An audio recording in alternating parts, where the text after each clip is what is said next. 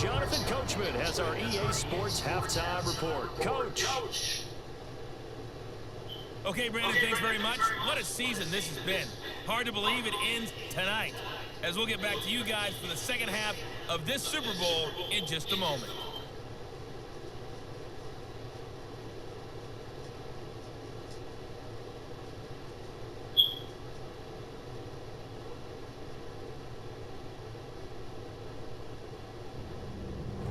All right, Coach, thank you. And we welcome everyone back for quarter number 3. These two teams sat through a longer than usual 30-minute wait, but we're back in action here in this Super Bowl.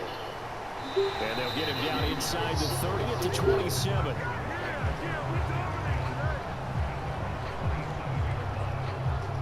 Out come the Ravens now. They'll go on offense first here in this third quarter. And I would imagine this is where you have to take stock of the situation, CD, and say, gosh, we're halfway to the Lombardi Trophy. Let's not slow down now. And I like the way you went there. Let's not slow down now, because the first half certainly went their way. And I would expect them to continue that type of a game plan. But you're right. You do think back to Super Bowl 54. Le'Veon Bell is as unique an offensive weapon as we've ever seen. A patient runner with hands like a receiver. In his prime, he was simply unguardable. As one-third of the killer bees in Pittsburgh, we witnessed him become a superstar. But when he left the Steel City, things went south quickly. Here is the rise and fall of Le'Veon Bell. For a guy that became an NFL star and fan favorite, you'd be shocked at just how overlooked Le'Veon Bell was in high school. Born and raised in Reynoldsburg, Ohio, with 2 older brothers who played football, sports were Le'Veon's life. At Madison Groveport High School, he ran track, played basketball, and was a star on the football field. But he wasn't getting the attention he deserved. Despite dominating since he was a sophomore, ESPN ranked him outside the top 200 running backs in the nation and gave him just a 2-star rating. With offers from just Bowling Green, Marshall, and Eastern Michigan, Le'Veon spent days online comparing himself to other players. With signing day approaching, it would take a Spartans player getting in trouble to open up a scholarship. But Michigan State came calling. They took a risk, and Bell showed them that the amount of stars next to your name don't define you. Le'Veon made an immediate impact as a key part of the Spartans' rushing attack. In his debut game, he stampeded over Western Michigan for 141 yards and 2 touchdowns. In a big game against the Notre Dame's Fighting Irish, his 114 yards and touchdown came in clutch for a huge victory. The same was the same in his sophomore season, besting all of his freshman year numbers. But in his junior year, he put Michigan State back on the map. As the heart of the Spartans offense, he rushed for 1,793 yards and scored 13 times. Feeling like he had nothing more to prove in college, Le'Veon decided to skip his senior year and enter the NFL draft. Despite his success at MSU, pundits and personnel underrated Bell again, ranking him the 4th or 5th best running back in the draft class. Most boxed him in as a big, bruising power back. They had no idea what he was capable of. Well, Mike Tomlin did. Tomlin made Le'Veon the second back taken in the 2013 NFL Draft. With the 48th overall pick, he was a Pittsburgh Steeler. And, like deja vu, Bell's impact was immediate. In his black and yellow debut, Bell found pay dirt twice against the Vikings. He also showed off an ability that he never got the chance to in college, catching the ball. What would become one of his calling cards, Le'Veon caught 4 passes in his first game as a Steeler. Over the next month, the rookie became Pittsburgh's feature back. His emergence helped surge the Steelers from an 0-4 start to finish the season 8-8. Le'Veon became Big Ben's best friend, not only when he handed the ball off, as Bell ran for 860 yards in just 13 games, but as an outlet whenever receivers were blanketed, where he surprisingly caught 45 passes as a rookie. His 1,259 total yards broke Steelers legend Franco Harris's rookie record. The Steelers were ticking upwards, but Bell was just getting started. In the 2014 season, Le'Veon Bell shed 20 pounds. Now at just 225 pounds, Bell was more agile, explosive, durable, and ready to put the world on notice. In the opening game of his sophomore season, Le'Veon destroyed the Browns. He ran for 109 yards and a score while tacking on 88 yards receiving. Not only had Bell's athleticism changed, so had his running style. Most runners are taught to be quick and decisive, hit the hole and get as much as you can. Bell ran differently, and his unconventional style became his patented move. Bell would wait, pace, and sidestep patiently as the Steelers' offensive line broke open a hole. When Le'Veon saw the slightest light of an opening, he exploded through it. This unorthodox style pounded opponents into submission. Bell started 2014 with 7 straight games with 100 scrimmage yards. The Steelers' dominating offense was hitting its stride as November rolled around, and so was Bell. Bell would find his first 200-yard rushing game in a Week 11 matchup with the Titans. Then, a week later against the Saints, Bell had 159 yards receiving and another 95 on the ground, along with a rushing TD. The division rival Bengals couldn't stop anything, let alone the dynamic Bell. He ran for 185 yards as well as 50 yards through the air and scored 3 times, drowning out any hopes of the playoffs for the Bengals. This 3-week streak would put Le'Veon Bell next to one of the greatest to ever play, tying Walter Payton's 3 consecutive 200-yard games record. But in the final week of the season, against the Bengals again, Bell's All-Pro season came to an end on one play. Safety Reggie Nelson caught Bell on a tackle the wrong way, hyperextending his knee. Bell would miss the playoffs, as the Steelers went on to lose to the Baltimore Ravens in the wild card round. In a year, he went from rookie to the best all-round back in football. He set a career high in rushing and receiving yards. 1,361 yards and 8 touchdowns on the ground is impressive.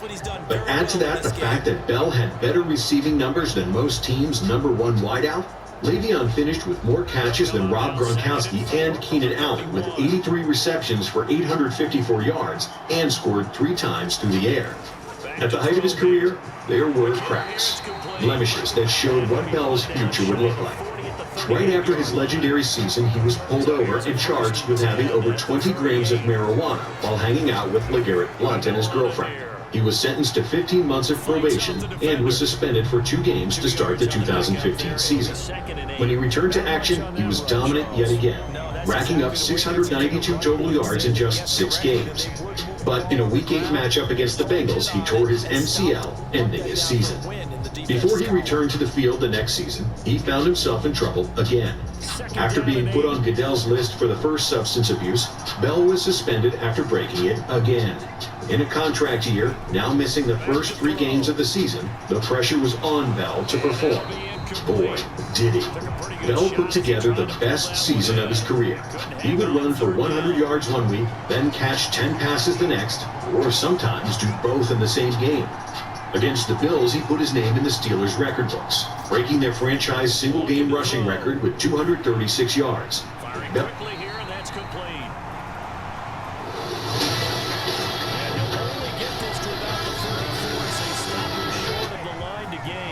Bell had 100 yards in 11 of the 12 games he played in. He scored 9 times, had 1,268 rushing yards, along with 75 receptions for 616 yards. He was the gold standard of running back play, and that couldn't be doubted after his first 2 playoff games.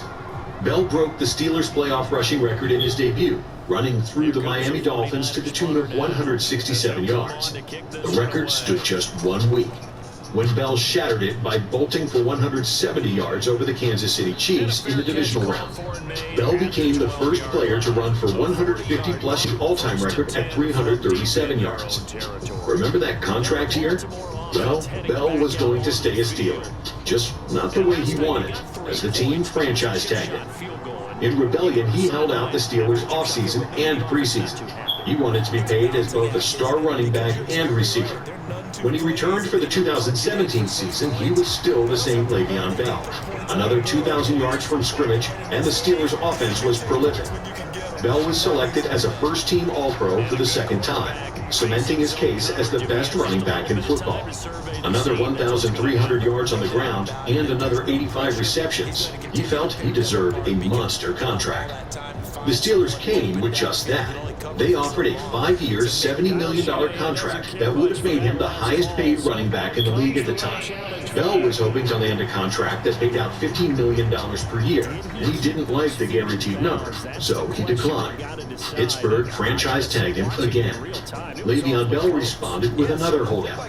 He said he would sit out the entire year if he had to, something never done before.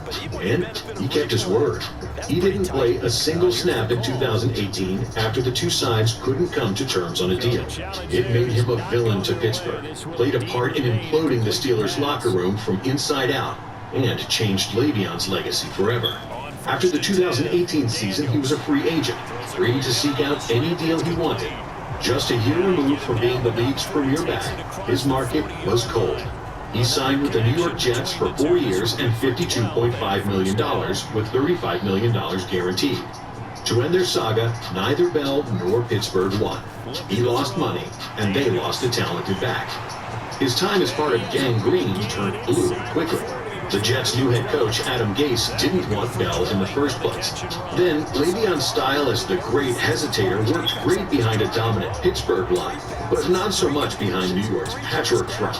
His overly patient style led to too many tackles for loss. In less than a season with the Jets, Bell was already complaining about play calling and playing back at his 240 weight again. In his first season with the Jets, he was held to a putrid 3.2 yards per carry. It didn't help when he missed a game against the Dolphins for sickness, only to be photographed bowling the night before the game. In the offseason, the Jets signed and drafted other backs, which isn't good when you have the most expensive one on your roster already. To start the 2020 season, Gase sat Le'Veon out of practice for strained hamstrings, only for him to say he wasn't hurt. Just a week later, Bell was on IR with a strained hamstring. When he did finally return, the Jets were trounced by the Cardinals. Le'Veon would take to Twitter, liking tweets about his lack of usage and other tweets. They did try to trade him. Problem is, nobody wanted him. The Jets decided it would be best to just eat the $27 million they owed Le'Veon and release him. Just 4 days on the free market, and the Super Bowl contending Kansas City Chiefs scooped him up. Eventually, you are the common denominator when everywhere you go, you're in a situation. Despite being on the team that would play in back-to-back Super Bowls, something that Le'Veon said was his #1 priority, he would be found complaining after the season.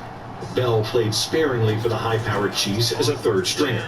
After the season, he made a remark that pissed people off. "I'd never play for Andy Reid again. I'd rather retire." Strange thing to say about a coach who is regarded as one of the greatest ever. We'd love to include Le'Veon's recent Ravens run, but it was nothing more than a blip. He was let go after 5 games and a 2.7 per carry average. Bell has now signed with the Tampa Bay Buccaneers after they placed Leonard Fournette on IR, likely to just be a depth piece in a banged-up running back room.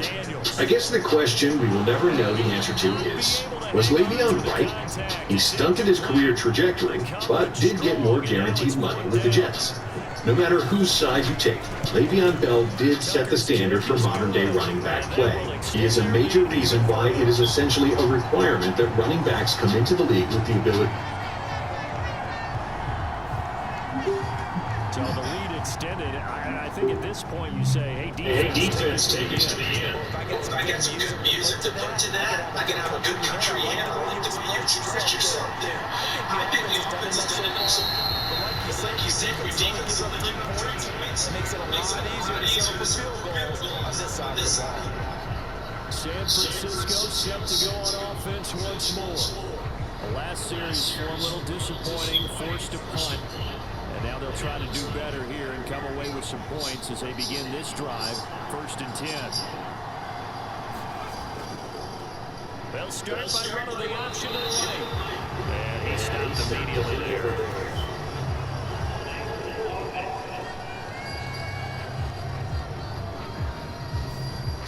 So following the hold, they're in a bit of a hole here with a 1st and 20. Here's a play fake as they set up to throw. And that's complete to Sanders. They'll give him 4 yards there. And that'll bring up 2nd down. They'll drop to throw. And Jones has it over the middle. Such a tough position to defend near the line, even when you add a second defender. But the big man shrugged off the extra body and made the play. As running back out of the backfield. And he'll get this one way up just shy of the 45-yard line. And they convert on 3rd with a gain of 22. Oh, that's That's a big let off there on third down because you've got to account for the running back coming out of the backfield. They didn't, and they got burned, not just for a first down, but for big yardage as well.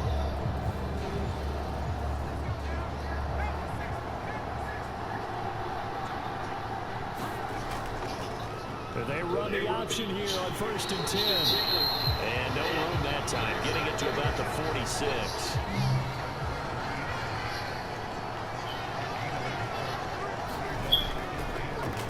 He's going to keep this again. And down he goes at the 49, a 3-yard pickup. This offense in desperate need of a conversion as they come up on 3rd down. They'll set up to throw. He's going to leave this for his running back. It's complete. That's going to bring up 4th down. Only a gain of 2 there. Here comes the 49ers punter now, as he'll punt it away for the 4th time today.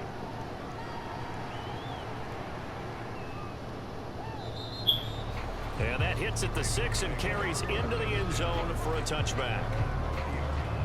The Ravens offense now, they get set to head back on the field. And they're not going to play this conservative. Rebirth Island has saved Warzone, but the map is full of secrets that the sweats don't want uncovered.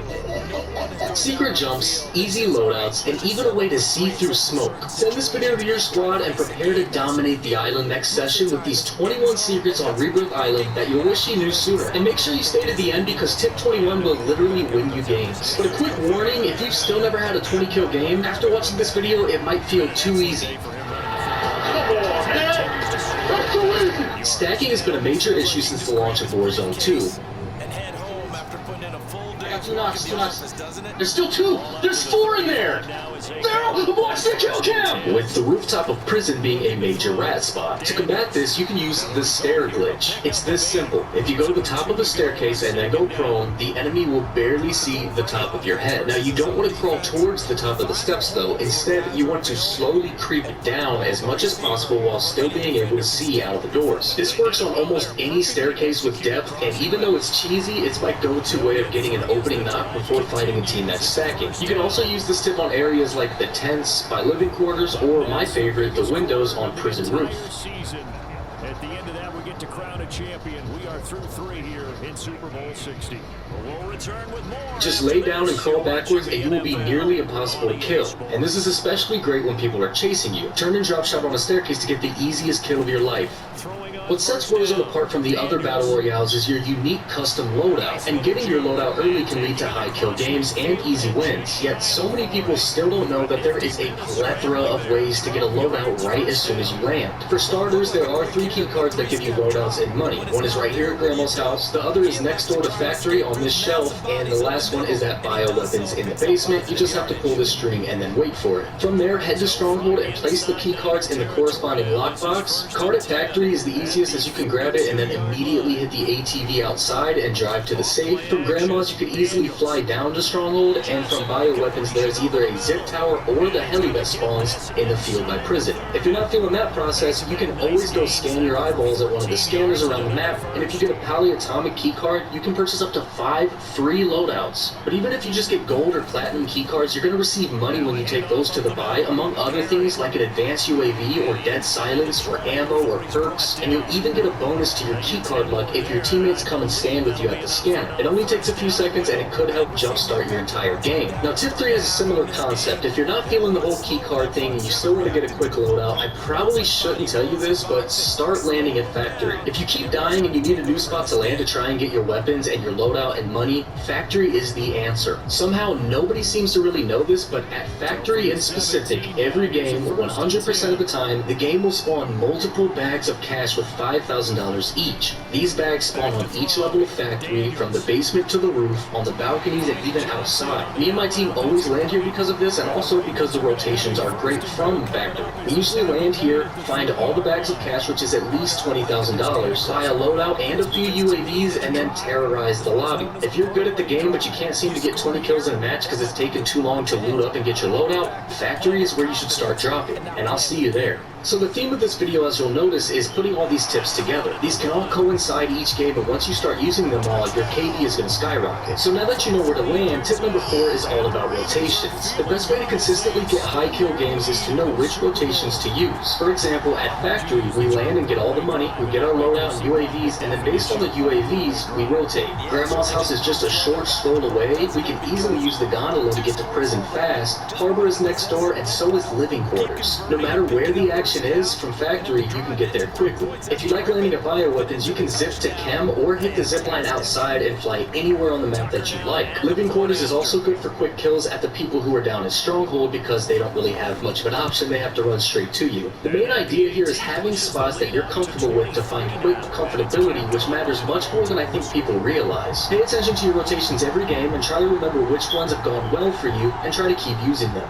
Just a quick bonus tip for you guys, if you want easy lobbies that the streamers like Nick's to get, to drop these world records, hit the top link in the description. It'll take you to SBMMOff's website where you can use code REDIX for a discount, and you simply just download the program and turn it on. And from there you'll start getting easier lobbies. Not every single lobby will be easy, but occasional bot lobbies will pop up, and it works even better if you're playing with friends. So if you're sick of SBMM, hit the link in the description so you can turn it off. Back to the video. Now if we're mid-game and you're constantly dying because you can't get a big gun, or you hate landing and finding snipers and then dying to enemies who land on their loadout crates, then you should memorize the blueprint spawn. So those that don't know, all over the map there will be blueprints spawn in the same spots every game, and here are a few of the best ones. At the basement of Factory, this MCW spawns and it's built for mobility and it's a solid option from a distance. The lighthouse roof spawns an XRK, while the water tower will spawn a cat blueprint. These are good to land on in early games for quick kills. The prison courtyard spawns the old Meadow Renette. Inside of prison is a fully auto shotgun called the River, which is OP in early game, and at living quarters there's a decent SVA blueprint. If you're a control center demon, then grab this wasp swarm on the first floor for a head start on your enemies, and there are plenty of other solid blueprints that spawn, and I'll put a link in the description to the location of all of them. Alright, for tip 6, by now you've seen the insane plays that people make on zip lines, yet when you take a zip line, it's the slowest animation of all time, and then when you jump off of it at the top, you just hit your head and fall straight to the ground. That's Sanders. Well, these cheating streamers have zipline hacks, and they're gonna be so mad that I spilled the beans on this. Okay, I'm kidding. Let's easily learn how to control these zipline animation. And trust me, it's so easy anyone can do it. The first zipline tip I have is never stand stationary and attached to the zip. If you instead jump into it and use it, you skip the long animation. And side by side, you can see just how much faster it is. That's easy though, so just from now on, jump onto the zipline when you're attaching instead of standing still. The harder one to learn, which isn't actually hard, but it seems like it, is making plays on the zipline like this. It looks complex, but it will only take you a few tries to get right. Once your player is nearing the top of the zipline, around 75% of the way up, release the zip by jumping off, and then immediately pull your left stick backwards, and then as you float to the top, push your left stick forward to land on top of it. If you want to switch it up, or if you just mess up, you can jump off of the zip and mantle up as well, but the most effective method is jumping off, pulling back on your movement, and then pushing forward to catch your opponents off guard, leading to some insane clips to show your friends. This works on all mounted zip lines around the map, so use this to your benefit. Speaking of zip lines, for tip number 7, did you know that you can now use the gondola as a zip line to the top of prison? You don't have to wait for it to get back to you anymore. You can also use it as a zip line to Grandma's house, or Harbor, or even just to go get high ground on Factory, a red roof building. You could of course also sit in the gondola normally and go to top prison to catch some people off guard. Analyze your field of making most of the time left in this game. Deficit's still there, but it's starting to hit them with some big plays. You can also lay down on top of the gondola for a sort of stair glitch and for better visibility. Now here's a look from A few moments later.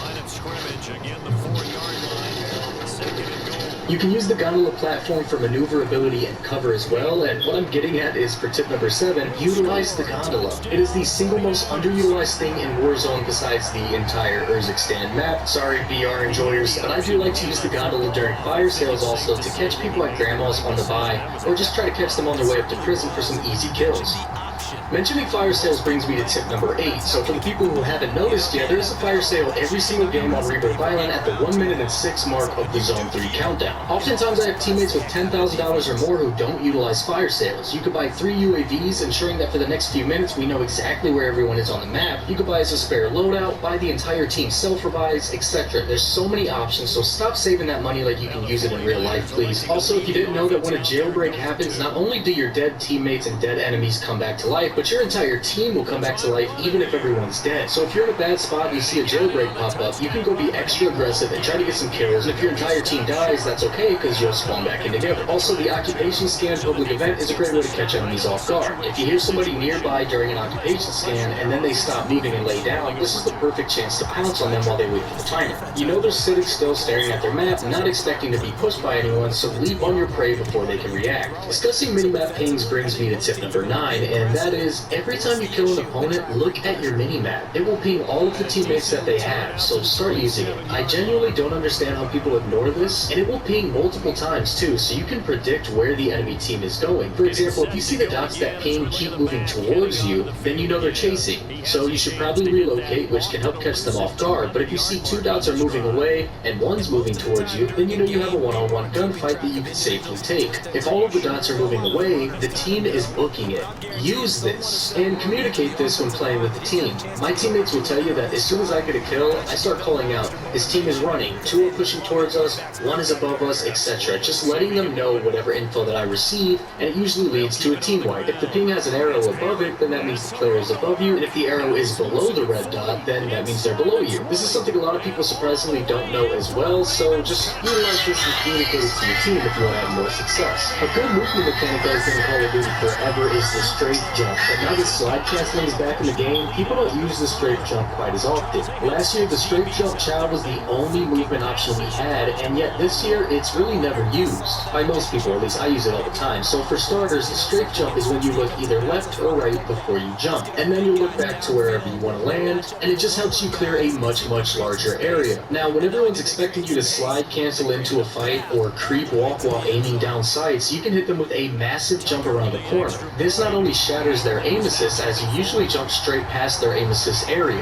but on top of that, you'll be able to shoot them before they even see you due to something that I've covered in the past called Peeker's Advantage. You can also use the strafe to jump onto areas that you otherwise wouldn't be able to make it to, and I remember learning this way back in 2010 on Black Ops Zombies trying to do barrier glitches. Shout out to anyone who was around back then, but it was very hard to learn at first, but after doing it a few times, you'll get used to it, I promise. You basically just want to look left or right as you're about to jump, and then look straight to where you want to land right as you hit the jump button. A lot easier to do if you have a controller that has paddles, or if you use bumper jumper for your controller layout. It is very hard to do on default if you're not playing Claw. But if it is something you can do comfortably, please add this to your arsenal because you will become a much better player and a much harder kill. Tip number 11 is all about the new fan favorite perk, Mountaineer. Now this will be quick because a lot of people already know this, but for those who don't, when you have Mountaineer equipped, you can zipline from anywhere with a lower altitude, like near harbor, and land on prison or anywhere else basically without pulling your parachute. Now if you try this pre-game, it won't work because your perks won't be equipped, but once you have your loadout, if you land somewhere that's very low, you'll probably still break your legs, but at the zip by harbor or by control, you can land on prison, grandma's, bio, chem, factory, etc. without pulling your parachute. Mountaineer's a great perk for active players. As you can see here, I fell out of the helicopter without using my parachute, and even though I got a kill, you can easily get yourself into a bad situation just like this, so make sure you use it carefully. It is incredibly useful when you have to jump on someone below you and they're trying to get away, and having it equipped can win you games. Here's another tip for aggressive playstyles, and it's helpful when you don't have your perks or if you just don't want to run Mountaineer. When you're landing on a building with players on it, the last thing you want to do is pull your parachute and float slowly to your death.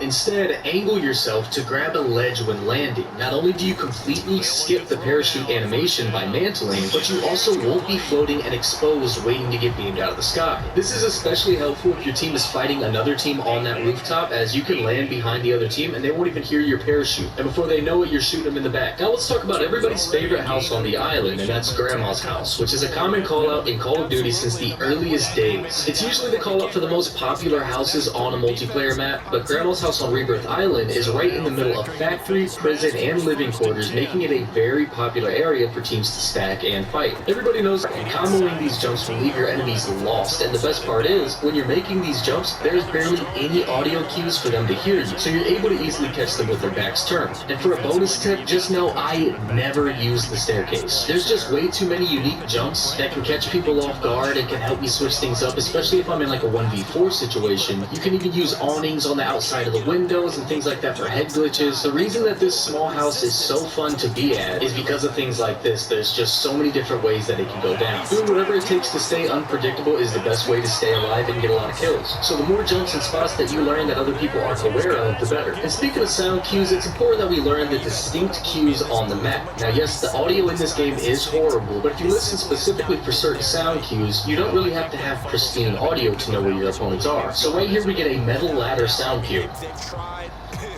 I know the only way there's going to be a metal sound cue is if they're climbing the ladder in the lighthouse. The only other one nearby would be on top of Grandma's roof, but it didn't come from that direction. Now after I kill this guy, I hear that there's someone inside below me because it's more of a muffled, solid surface sound, whereas if they were outside it wouldn't be muffled and you would likely hear grass. And he's tackled a yard short of the marker. Good gain of 9 on first down. Feeling healthy by leaps and bounds. Making a dinner that makes their whole day. And giving your best friend the best nutrients for their best life. Science did that.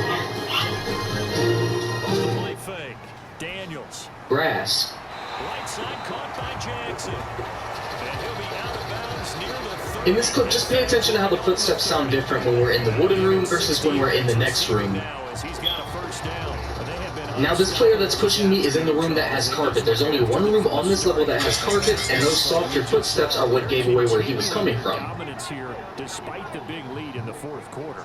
So as I waited for him, I then heard his teammate still walking on the tiles, so I knew he was going to be challenging me from the middle of the room. I then get pushed by a whole other team, and I know this guy's on my level because the audio has no sort of directional change. I also know he's not in the carpeted room because of what we just talked about. As his team panics and starts looking for me, I'm just listening to sound cues, and my favorite one is staircases. Every staircase that is not metal steps is going to sound like this. You can only hear it for a second during this encounter, which is why I put a different clip up.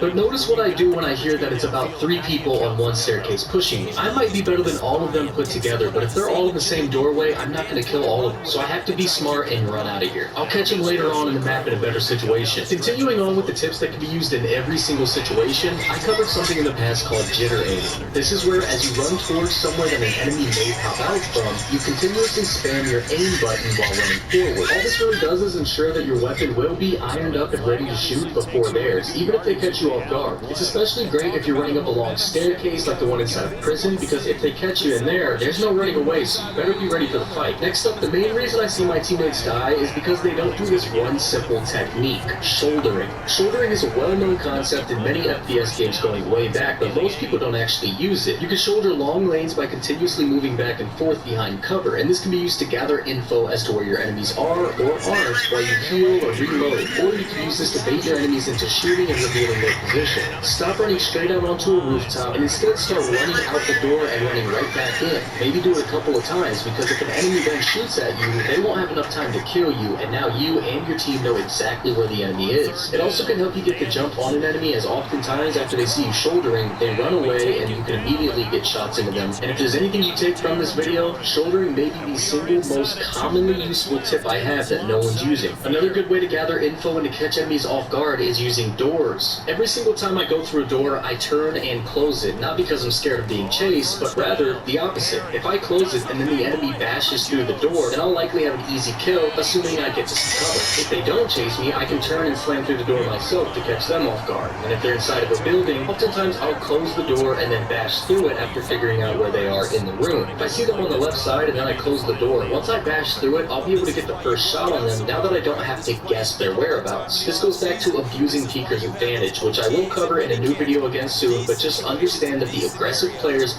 will see the campers on their screen before the campers see them. And using doors is the easiest way to create peeker's advantage. The key is to close the door and then slide through it. Don't run through it, and don't bash it open and then aim. Just slide through it. It'll make you an impossible target to predict, and sometimes your opponents will lose you completely. The term thirsting originated in the early days of Battle Royales, and it's when you knock a player down and then kill them before killing the rest of their team. The reason it's known as thirsting is because if you do that, you're usually going to die to their teammates because you were so thirsty to get a kill. Instead of thirsting, try running away to plate up, regain health, reload, and reposition. Stop thirsting as soon as you get a knock, unless you know it's 100% safe. And even then, it's a bad habit. This is the main thing that allows me to kill fully stacked teams because I find the first knock, I reposition and heal instead of thirsting. If I know there's multiple, or if I have low health after a fight, I'll wait to thirst the player until I know it's safe, and then I'll use the info from my minimap after that thirst to find the rest of their team. Thirsting a player is the most common mistake players make because they don't think they can handle fighting the rest of that team, so they get the first thirst and then they die. But they're happy because they got their kill. But what if I told you, instead of being happy with getting a kill and then dying, you could get 2 to 4 kills per fight if you reposition and heal after the first knock. The best part is, enemy teams never expect this. They're so used to people standing there to thirst and then loot that when they turn to find you and you're not there, they panic and start to run around looking for you. This gets you sound cues on them,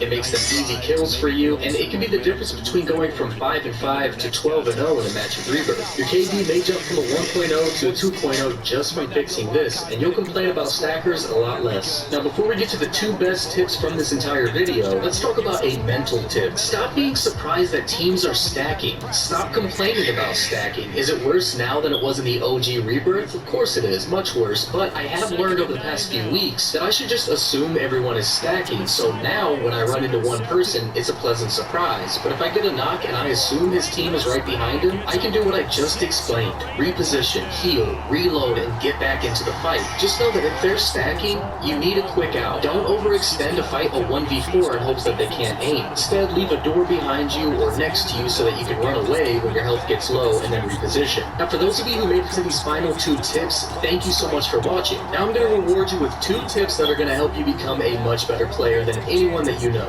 And the best part is these tips go hand in hand. If you can combo these, you can drop 20 kill games with ease. Tip number 20, always have smoke grenades in your loadout, and always try to have at least 2 on hand or in your inventory. Now you can of course use them to get out of sticky situations, but you can also use them to get into the fight. Start using smokes aggressively like you're seeing in these clips. If you got a knock on one player, but you can't cross over there to get the rest of the team because there's a giant open lane or a street, then smoke it and chase. Enemies never expect this, and they think the smoke is actually keeping them safe. The last thing that they expect is to see you and your teammates flying through the smoke to end their games. I also use them when I'm hurt after a fight and I know their teammates are pushing me. Throwing the smoke gives me a chance to get the hell out of there and once again reload, heal, and reposition. There's clearly a theme to these last few tips, and these are how I'm able to take 1v4s even against sweaty teams. Now lastly, tip 21, my favorite tip, especially for end games in ranked. This tip made one of my close friends genuinely think I was hacking, and I'm here to give you guys the secret sauce on seeing through smoke.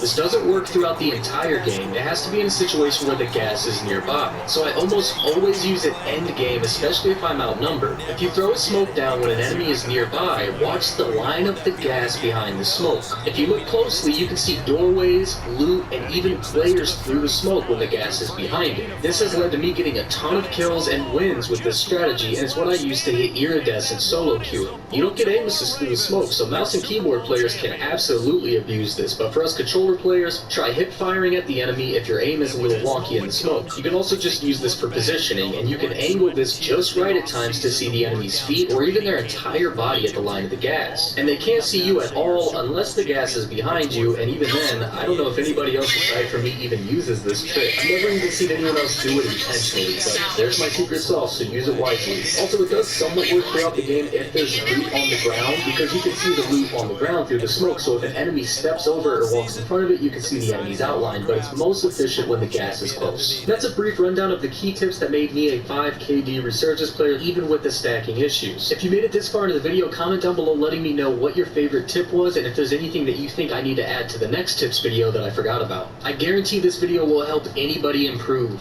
But for the people who are going to claim I'm hacking or I get bot lobbies or whatever the case may be, let's let them continue to be salty, but for the people who actually actually want to improve, save this video to a playlist so that you can keep coming back and viewing it, because it's going to be hard to get all 21 tips added to your gameplay at once. So just focus on one tip at a time and keep coming back and checking in. That being said, my name is Redix. Thank you guys for watching, and I'll see you guys soon.